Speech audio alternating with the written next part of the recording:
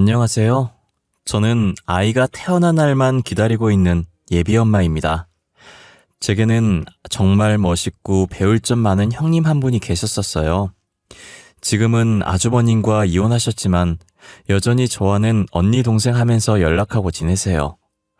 얼마 전엔 형님께서 임신 축하한다고 선물까지 보내주셨어요. 이혼한 뒤에도 연락할 만큼 제가 많이 좋아하고 존경하는 형님에게 최근 일어났던 일을 여러분들께 들려드리고 싶어서 이렇게 사연을 쓰게 되었습니다. 저는 남편과 대학생 졸업반이었을 때 다른 과였으나 제가 학점이 모자라 들은 교양 수업에서 만나 캠퍼스 커플로 연애를 하고 각자 취직을 한 후 어느 정도 자리 잡고 결혼까지 하게 되었습니다. 남편에게 프로포즈를 받고 남편 집에 인사드리러 갔을 때 처음 형님과 마주하게 되었어요. 시어머니께서는 저를 보자마자 버선발로 뛰어나와 두 팔 벌려 환영해 주시더라고요. 이 정도로 환대받을 거라는 생각을 못해서 당황스럽다가도 저를 좋아해 주시는 것 같아서 기쁘더라고요.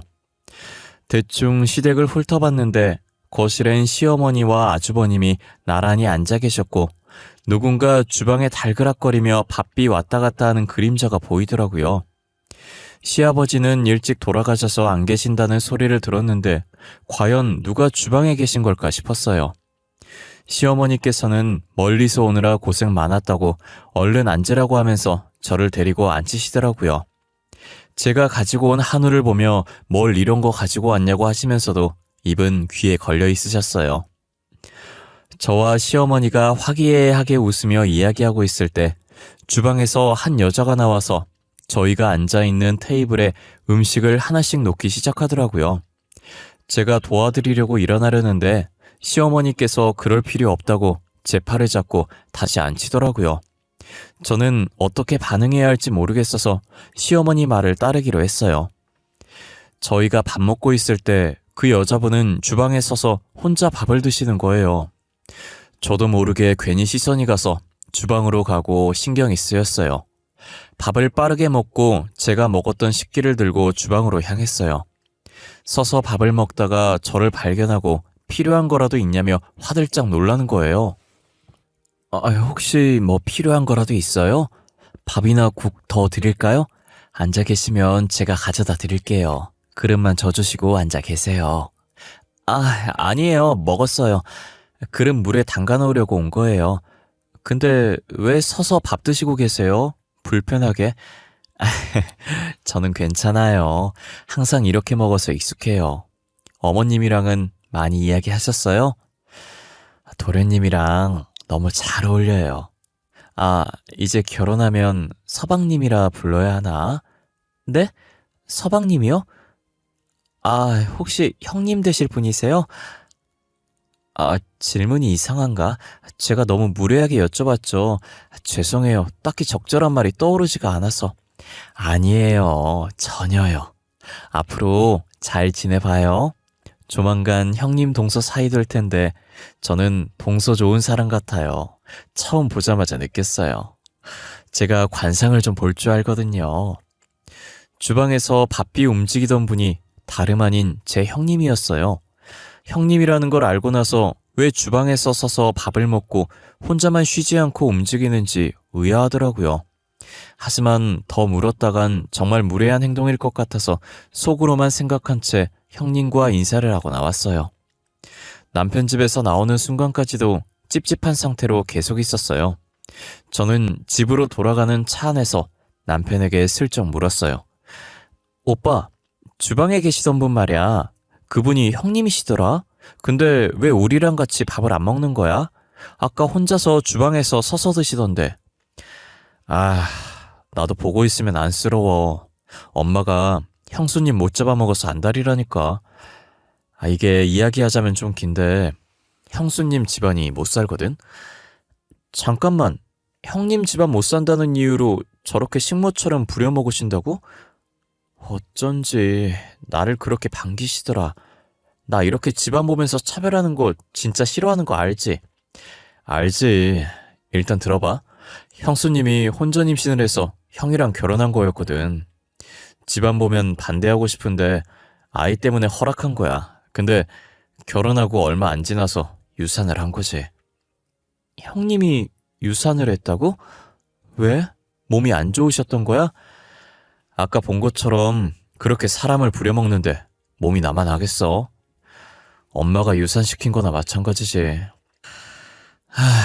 그 뒤로 구박이 더 심해졌어. 아무래도 애 때문에 결혼 허락한 거니까. 진짜 불쌍해 죽겠어. 아니, 임신한 사람을 부려먹었다고? 오빠한테는 어머님 욕하는 것 같아서 미안하지만 같은 여자로서 참을 수가 없어. 어머님 진짜 너무한 거 아니야? 알고 보니 형수님은 아이를 가지는 바람에 아주버님과 결혼을 하게 되었는데 시어머니께서 시집살이를 시켜서 무거운 짐을 들고 왔다 갔다 하다가 유산을 하게 된 거예요. 가뜩이나 못 사는 집안이라 마음에 안 들었는데 결혼의 원인이었던 아이도 없어지니 시어머니께서는 형님을 무자비하게 구박을 하기 시작한 거죠.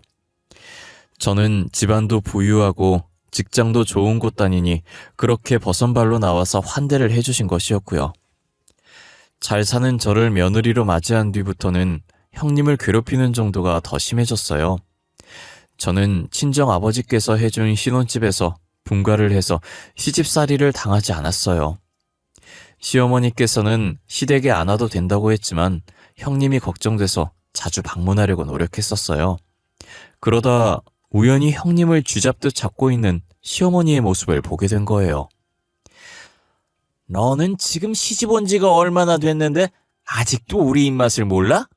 네 입맛에 맞추지 말고 우리 입맛에 맞추라고.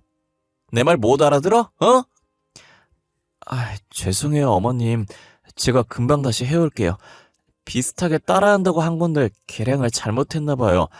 어찌 잘하는 게 하나도 없어.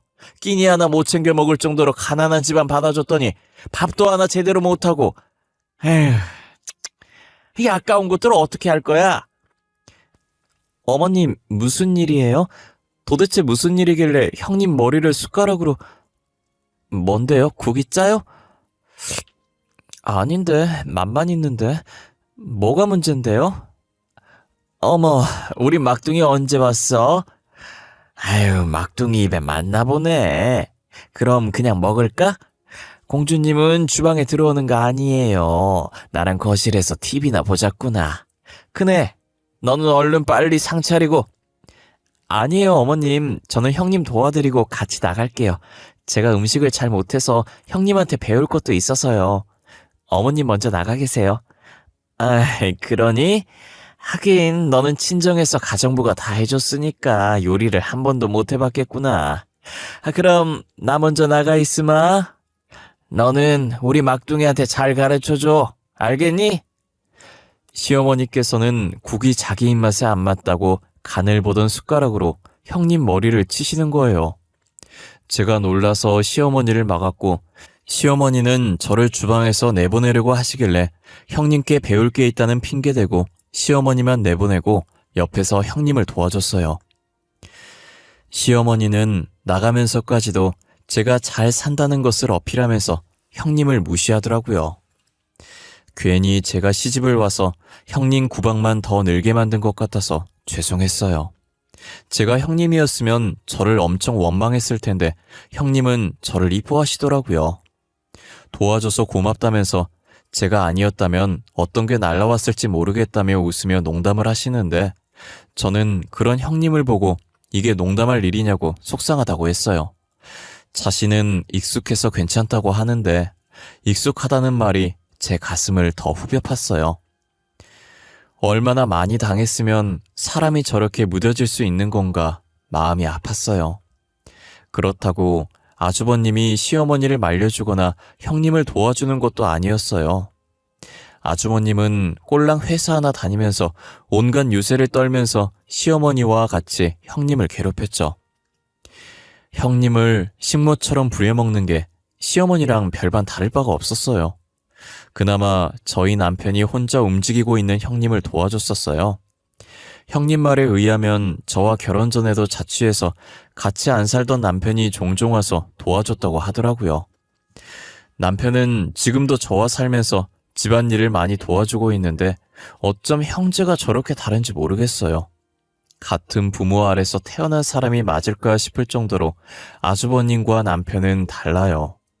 한 번은 제가 있던지 말던지 주방에서 음식을 하고 있는 형님 얼굴에 셔츠를 던지더라고요. 새하얗게 깨끗이 빨려있는 셔츠였는데 도대체 뭐가 문제인가 했더니 단지 다림질 안 해놨다는 이유로 화가 나서 형님 얼굴에 셔츠를 던진 거예요. 셔츠는 그대로 떨어져서 냄비에 빠졌고 국 색깔과 똑같이 빨갛게 물들기 시작했어요. 거기다 시어머니까지 와서 음식 타박을 하는 거예요. 아직도 다 안 됐냐부터 시작해서 셔츠 빠진 국물 어떻게 먹냐 다시 하라면서 난리였죠. 결국 저는 듣다 못 참겠어서 악하고 소리를 질러버렸어요. 제발 그만 좀 하세요. 왜 그렇게 형님을 못 잡아먹어서 안달이에요? 그깟 다림질 안 한 게 뭐가 그렇게 잘못한 건데요? 깨끗하기만 하면 되지. 아주버님은 손 없어요? 아니, 당장 내일 출근할 때 입어야 하는데 다림질이 안 되어 있잖아요. 지금 입을 거 아니잖아요. 아직 내일 되려면 멀었는데 나중에 하려고 하셨겠죠. 아니면 아주버님이 하시던가.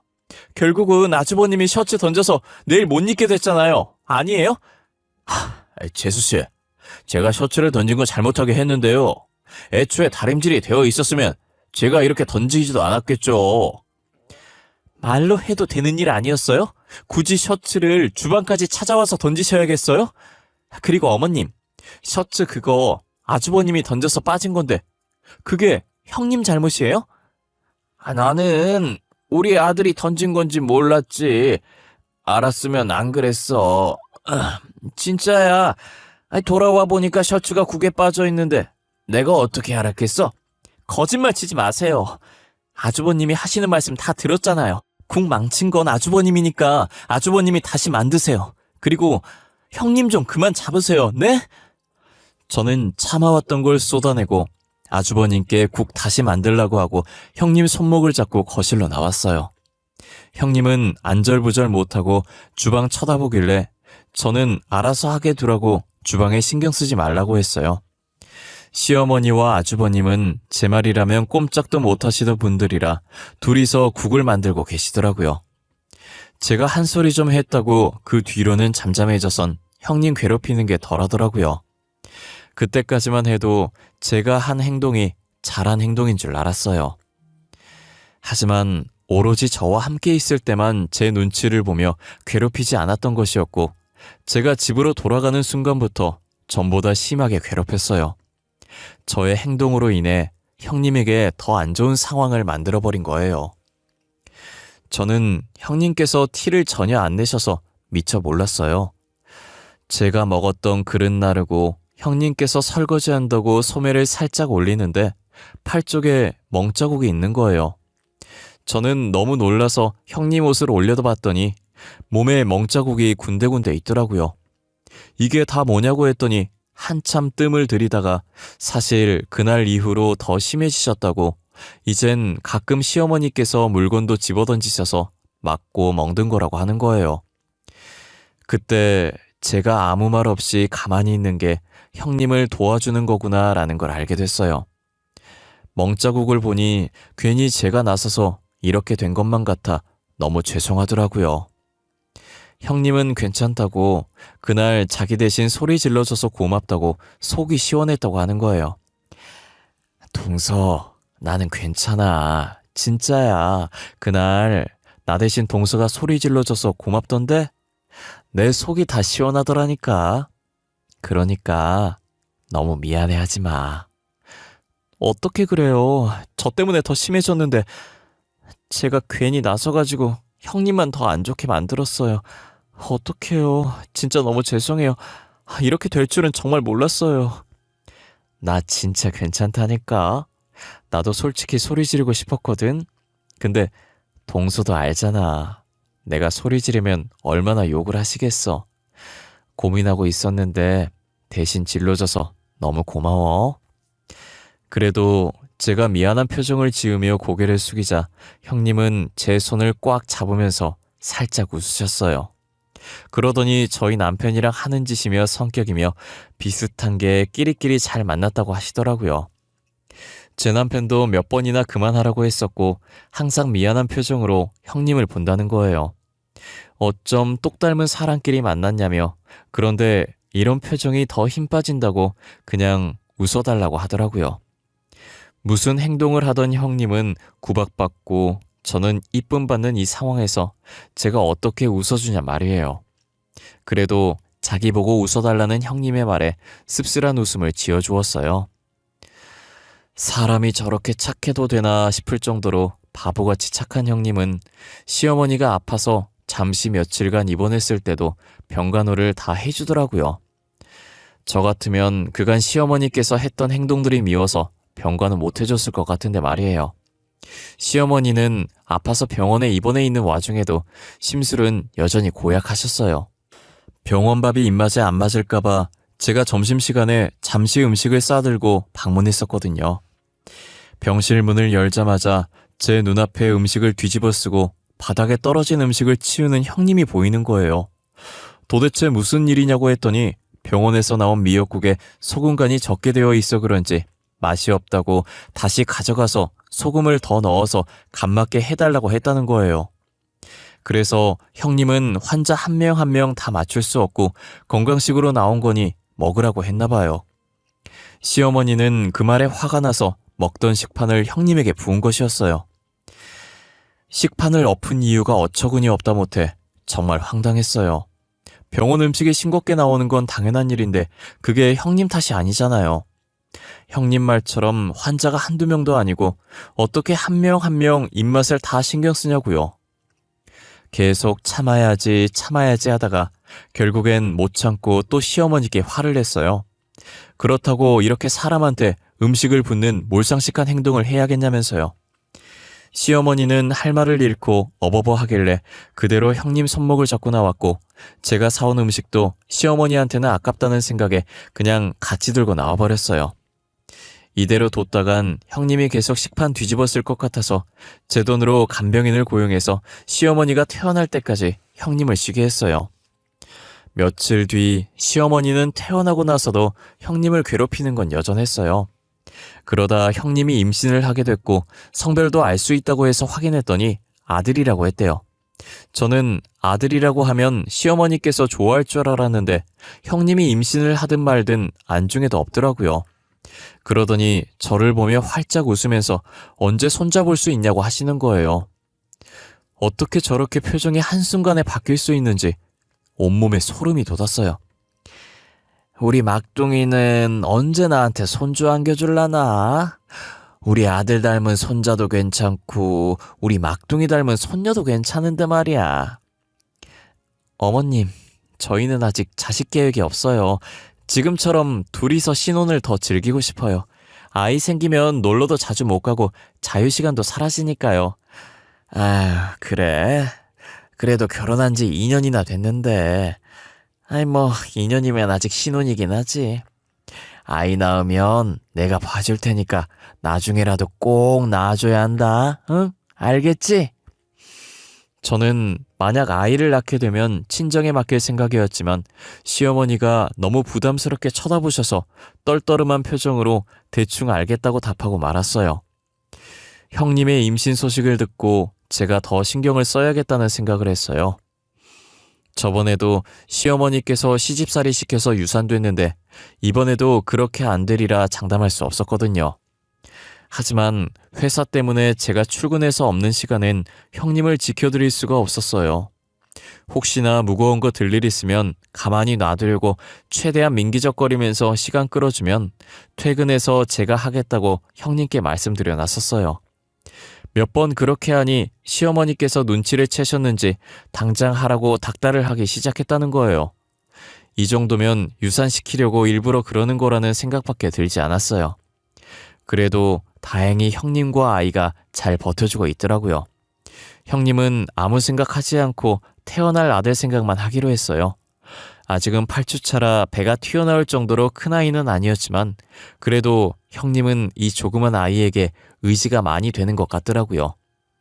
아무래도 자기 핏줄이니 이 아이가 유일한 자신의 편이라는 생각이 드나 봐요.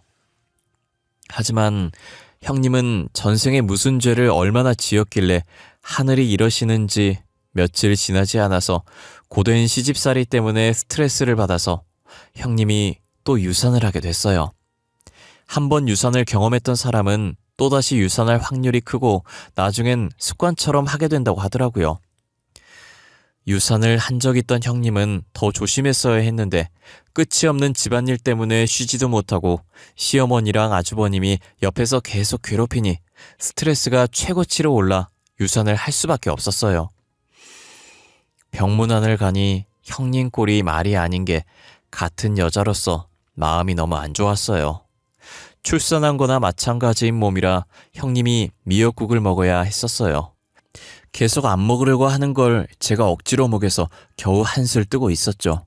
그런데 시어머니께서 뒤늦게 오셔서 또 형님 속을 박박 긁고 계시더라고요. 너는 우리 손자 죽이고 미역국이 입으로 잘 또 들어가니? 아유, 나 같으면 진작에 애 따라 죽었어. 한 번도 아니고 두 번이나 애를 죽여? 어머님, 가뜩이나 힘든 사람한테 왜 그렇게 말씀하세요? 형님은 유산 하고 싶어서 한 거예요? 아니잖아요. 지금 누구보다 힘든 사람이 형님이에요.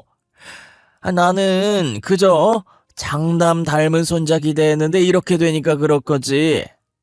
막내 너는 왜 계속 저 못된 거 편만 드는 거야? 나도 속상해서 그랬어, 속상해서. 속상해서 그랬다고요? 속상하다고 사람 면전에 대고 그렇게 막말하는 사람은 없어요, 어머님. 제가 왜 형님 편만 드는지 잘 생각해 보세요. 그동안 어머님께서 형님한테 한 행동들 생각해 보시라고요. 제 말에 시어머니는 기가 찬다는 듯 허참 이런 소리 내면서 궁시렁거리고 있었고 저는 남편한테 손짓으로 시어머니 데리고 나가라고 했어요. 형님은 아무 말도 못하고 눈물만 흘리면서 미역국을 먹는 둥 마는 둥 했어요. 형님께서 이거 다 먹을 때까지 안 나갈 거라고 하니 다시 숟가락을 들어서 억지로 먹더라고요. 아이 잃은 것도 슬픈데 시어머니까지 저렇게 난리치니 얼마나 서럽겠어요. 저는 더 이상 형님에게 힘든 일이 안 생겼으면 좋겠다고 생각했어요. 차라리 형님이 아주버님과 이혼을 하는 게 더 행복하지 않을까 싶기도 했고요. 도대체 왜 이런 취급받으면서도 이혼을 하지 않는지 모르겠어요. 저였다면 당시 아이를 가지고 있었다고 해도 바로 이혼했을 것 같은데 말이에요. 그리고 저는 이제껏 형님이 화를 낼 줄 모르는 사람인 줄 알았어요. 화내는 방법이 뭔지 몰라서 그렇게 당하고 사나 했는데 형님도 화를 낼 줄 아는 사람이었더라고요. 형님에게만 왜 계속 이런 일이 생기는지 모르겠는데 형님 어머님도 병으로 병원에 입원하게 된 거예요. 가뜩이나 형편이 어려워서 감기 걸려도 병원에 안 가고 버티던 형님이셨는데 어머님 병원비를 댈 수 있는 처지일 리가 없었어요. 저는 시어머니와 아주버님 몰래 형님을 불렀고 조금이나마 보태라고 100만 원을 건넸어요. 형님은 돈 봉투를 보고 놀라며 손사래를 치면서 안 받겠다고 했지만 제가 억지로 가방 안에 넣었고 다음에 어머님 완쾌하시면 밥 한 끼 사는 걸로 퉁치자고 했어요. 형님은 자신이 무슨 복으로 저 같은 동서를 뒀을까 하면서 숨죽여 오시더라고요. 오히려 제가 도움을 많이 못 드려서 미안하다고 울고 계신 형님을 안아줬어요. 병원비는 제가 도와줘서 어찌저찌 해결을 했는데 병간호가 문제였어요. 형님이 어머님 병간호를 하러 가려고 하는데 시어머니와 아주버님이 가만 놔둘 리가 없었죠. 형님은 밥을 차려주고 평소처럼 주방에 서서 밥을 먹다가 한참을 우물쭈물거리더니 겨우 입을 뗐어요. 어머님, 저 당분간 저희 엄마 병간호를 좀 해야 할 것 같아요. 엄마 몸 상태가 생각보다 많이 안 좋으신 것 같아서요. 아니, 네가 가면 이 집구석은 어떻게 하라는 거냐? 밥은 누가 하고 청소는 누가 해? 절대 안 된다. 나는 안 된다고 했으니 알아서 하거라, 어? 저번에 어머님 입원했을 때도 제가 병간호 했었잖아요. 저희 어머님도 병간호가 필요하세요. 자식도 저밖에 없어서 챙겨줄 사람이 저밖에 없어요, 어머님. 여자는 출가 외인이란 말 모르니? 너 결혼한 순간부터 그 집 식구가 아니라 우리 집 식구야. 가긴 어딜 간다고 그래? 사돈 어른께서 어련히 알아서 챙기시겠니? 그러니 너는 집에서 우리나 잘 챙겨. 그리고 병원비는 또 어떻게 할 거야? 저번에도 너 유산해서 병원비 우리가 냈는데 설마 이번에도 우리가 내야 하는 거냐? 혹시 너 우리 집 돈 다 너네 집 병원비로 축낼 생각이야? 애 2번이나 떨어진 것도 화나는데 병원비까지 우리가 계속 대줘야 돼? 이래서 가난한 집구석을 받아주는 게 아니었는데. 에이. 집에서 식충이처럼 음식만 축내고 일도 안 하면서 맨날 첫날 아프대. 너네 가족 병원비 때문에 내가 돈을 못 모으는 거야. 에이씨, 내 돈 아까워 죽겠어. 형님의 눈이 붉어지면서 꽉 쥔 손을 부들부들 떨더니 그때였어요. 제가 형님을 말릴 틈도 없이 형님은 아주버님의 뺨을 향해 주먹을 꽂아버렸어요. 그래도 분이 안 풀리는지 아주버님의 양쪽 뺨을 짝 소리나게 계속 내리치더라고요. 저는 너무 놀라서 입을 막고 있었고 남편은 형님을 말리기 바빴어요. 형님은 자신을 말리는 남편의 팔을 뿌리치더니 시뻘개진 눈으로 시어머니를 바라봤어요. 처음 보는 형님의 모습에 시어머니는 자신도 무슨 짓을 당할지 모른다는 생각에 몸을 덜덜 떨고 있었어요. 형님은 천천히 시어머니한테 다가가 앞에 있던 국그릇을 집어들더니 저번에 자신이 병원에서 당했던 대로 시어머니 얼굴에 그대로 국을 부어버렸어요. 어머님, 저한테 똑같이 당해보신 기분이 어때요? 기분 나쁘시죠? 저도 그래요. 나도 지금까지 당신들한테 당하면서 그런 기분이었다고 이제 알겠어요? 이게 진짜 미쳤나? 지금 이게 시애미한테 무슨 짓이야, 왜요? 저는 이렇게 당해온 게 일상이었는데 겨우 한 번 그랬다고 그게 그렇게 기분이 나빠요? 저 도저히 이 집구석에 못 있겠어요. 그러니 이혼하겠습니다. 너 진짜 미친 거 아니야? 이혼? 네가 이혼을 말해? 네가 뭐 잘났다고 이혼을 한대? 이혼을 해도 내 쪽에서 해야지 왜 네가 이혼을 하겠다고 설치냐고! 설쳐서 미안한데 솔직히 너는 뭐가 그렇게 잘나서 큰 소리야? 꼴랑 회사 하나 다니면서 유세는 누가 보면 월급 많은 줄 알겠다? 그리고 내 병원비 어머님이 유산만 안 시켰으면 안 쓸 돈이었어. 쟤 지금 뭐라는 거냐? 내가 유산을 시켰다고? 내가 언제 유산을 시켰다고 그래? 네 몸에 하자가 있으니 2번이나 유산된 거겠지? 어디서 내 핑계야? 어머님, 양심이 있으면 그런 말 하시면 안 되죠. 양심이 없어서 하는 건가? 어머니께서 무거운 거 들라고만 하지 않았어도 애 유산될 일 없었어요. 안 옮겨도 될 가구들을 한날은 여기로 옮기라고 했다가 다른 날은 또 저기로 옮기라고 했다가 쓸데없이 매일같이 가구 위치들을 바꾸라고 해서 그거 들고 다니다가 형님이 유산된 거였어요. 그리고 형님이 유산된 후에 가구를 옮기라는 말을 더 이상 하지 않았다고 하더라고요. 형님의 말이 맞다면 시어머니께서 일부러 유산이 되게끔 무리한 일을 시킨 게 분명했죠. 형님은 평소에도 언제든 이혼할 생각으로 이혼 서류를 작성해 서랍에 두고 계셨는지 안방에 가서 자신의 인적사항만 적혀있는 서류를 들고 나와 아주버님께도 쓰라고 했어요. 아주버님은 절대 이혼 안 해줄 거라며 쓸 수 없다고 버티셨고 저는 형님을 도와드리기 위해 아주버님이 계속 그렇게 나오면 제가 대신 이혼 소송을 준비해주겠다고 했어요.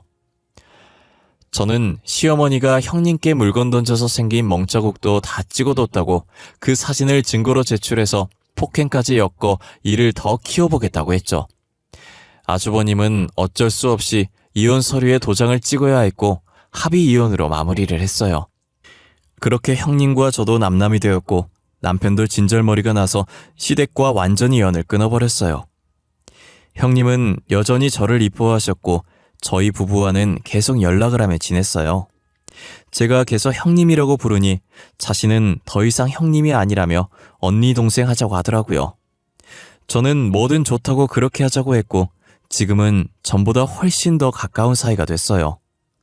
형님이 무엇을 하든 남편과 같이 응원해주고 있어요. 형님은 일을 하고 싶어 했는데 아무래도 시댁에서 집안일 하느라 경력이 없어서 이력서를 넣어도 받아주는 곳이 없더라고요. 그래서 저희 아버지께 부탁을 드려서 형님을 고용해보는 게 어떠냐고 했어요. 평소에도 되게 꼼꼼해서 일을 잘할 거라고 하니 아버지는 저를 믿고 형님을 회사로 불렀어요. 경력이 없다 보니 제일 밑바닥부터 시작하게 됐지만 형님은 그거라도 어디냐고 고맙다고 했어요. 형님은 정말 보잘것없는 조그만 일이라도 감사한 마음으로 했어요. 어떤 일이든 마다하지 않고 꼼꼼하게 실수 없이 해내서 아버지와 다른 직원들이 좋아했어요. 형님이 열심히 하니 금방 정직원도 됐고 자리도 하나 생겼어요. 저는 형님이 빠르게 성장하는 모습을 보니 괜히 뿌듯하더라고요. 형님은 저 덕분에 회사에 들어오게 된 건데 제 얼굴에 먹칠할 수 없어서 더 열심히 했다고 하더라고요.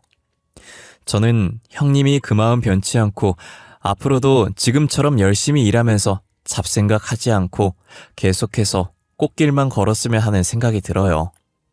그리고 시댁 식구들도 자신이 그동안 무엇을 잘못했는지 뼈저리게 느꼈으면 좋겠네요. 지금까지 저의 긴 이야기를 들어주셔서 감사합니다. 여러분들은 시어머니처럼 행동하지 마시고 늘 주변 사람들과 행복한 나날들을 보냈으면 좋겠습니다. 그러면 이만 마치겠습니다. 감사합니다. 오늘도 좋은 하루 보내세요.